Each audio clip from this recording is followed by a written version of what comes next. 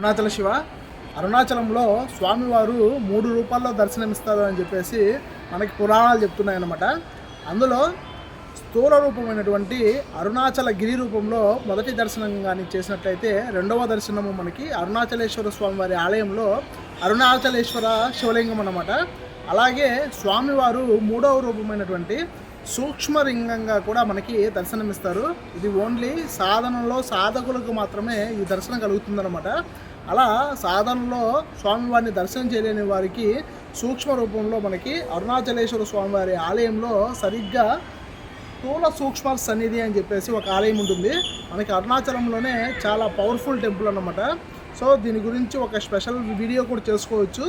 So స్వామివారి main మూల విరాటికి అభిషేకం చేస్తే ఇక్కడ కూడా మనకి ఆ జలధార కనబడుతూ ఉంటుంది అనమాట. సో అంత గొప్ప విశేషమైనటువంటి విశిష్టత ఉన్నటువంటి ఆలయము. ఖచ్చితంగా అరుణాచలంకి వచ్చిన వాళ్ళు ఈ ఆలయాన్ని కూడా ఖచ్చితంగా దర్శనం చేయండి.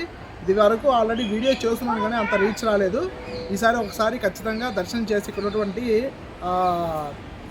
వైబ్రేషన్ని మీరు అనుభవించడానికి ట్రై చేయండి.